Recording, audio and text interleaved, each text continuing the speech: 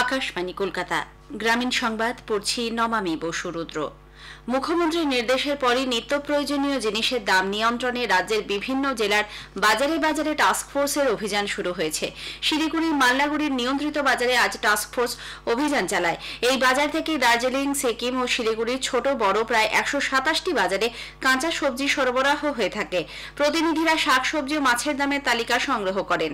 কোচবিহারে ভবানীগঞ্জ বাজারে আজ অতিরিক্ত জেলাশাসক সৌমেন দত্তর নেতৃত্বে টাস্কফোর্সের সদস্যরা খুচরো ও পাইকারি দামের তফাৎ খতিয়ে দেখেন। এদিকে টাস্কফোর্সের অভিযানের পরেই পূর্ব বর্ধমানের বিভিন্ন বাজারে সবজির দাম কিছুটা কমেছে। আজ তেঁতুলতলা ও রানীগঞ্জ সহ একাধিক খুচরো ও পাইকারি বাজারে অভিযানে নামে জেলা টাস্কফোর্স। ব্যবসায়ী এবং ক্রেতাদের সঙ্গে তারা কথা বলেন। বেশি দাম নেওয়ায় এক বিক্রেতা টাকা ফেরত দিতে বাধ্য হন। ক্রেতারা এই অভিযানে খুশি। অন্যদিকে সাধারণ মানুষকে সুলভ মূল্যে সবজির যোগান দিতে পূর্ব বর্ধমান জেলা পরিষদের উদ্যোগে বর্ধমান সংস্কৃতি লোকমঞ্চে খোলা হয়েছে ন্যায্য মূল্যের স্টল। জেলাশাসক কে রাধিকা আইয়ার জানিয়েছেন, গত বছরের বৃষ্টিতে জেলায় আলুর উৎপাদন হয় অর্ধেকেরও কম। এছাড়াও অতিরিক্ত গরমে বিভিন্ন সবজির ফলনও ক্ষতিগ্রস্ত হয়েছে। ফলে এই মূল্য বৃদ্ধি।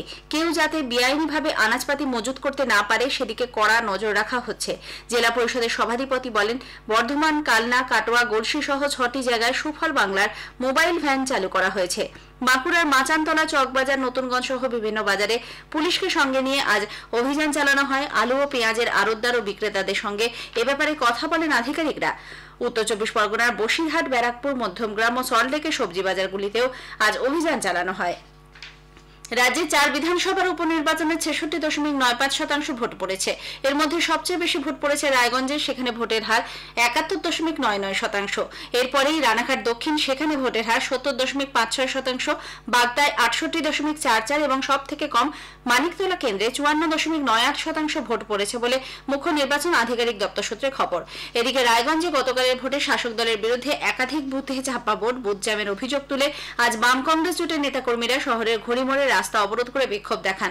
47 নম্বর বুথে পুনর্নির্বাচনের দাবি জানিয়ে ইতিমধ্যে অভিযোগ দায়ের করা হয়েছে। মুর্শিদাবাদের ডোমকলে আজ প্রবল বজ্রপাতে ভগীরথপুর উচ্চ বিদ্যালয়ে 20 জনেরও বেশি পড়ুয়া আহত হয়েছে। এই ঘটনায় এলাকায় তীব্র চাঞ্চল্য ছড়ায়। জানা গেছে, দুপুর থেকে জেলায় তুমুল বৃষ্টি শুরু হয়, মুহুর্মুহু বাজ পড়তে থাকে। স্কুলের ভিতরে থাকা একটি গাছের ওপর বাজ পড়লে 29 জন ছাত্রছাত্রী আহত হয়। তড়িঘড়ি তাদের উদ্ধার করে ডোমকল সুপার স্পেশালিটি হাসপাতালে নিয়ে যাওয়া হয়েছে। পরে অবশ্য চিকিৎসার পর তাদের ছেড়ে দেওয়া হয়। হারিয়া নদীতে প্রবল জলস্ফীতির ফলে মালদার বামনগোলা ব্লকের চাঁদপুর গ্রাম পঞ্চায়েতে বেশ কিছু এলাকা জলমগ্ন।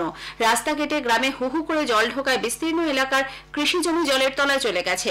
আটকে পড়েছে বেশ কয়েকটি পরিবার। এখনো পর্যন্ত প্রশাসনের তরফে কোনো সাহায্য বা আশ্বাস মেলেনি বলে বাসিন্দাদের অভিযোগ।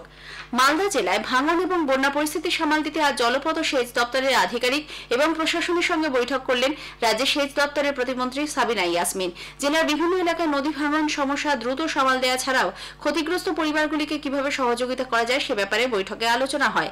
ত্রাণ সামগ্রী বিলির ক্ষেত্রে যাতে কোথাও কোনো ত্রুটি না থাকে সেদিকে নজর রাখতে বলা হয়েছে। উত্তর দিনাজপুর জেলার ইসলামপুরের কনিভিটা এলাকায় নদীতে তলিয়ে 2 জনের মৃত্যু হয়ে গেছে। জানা গেছে, দাদুর পারলৌকিক কাজ করতে নেমে নদীতে নামে তারা।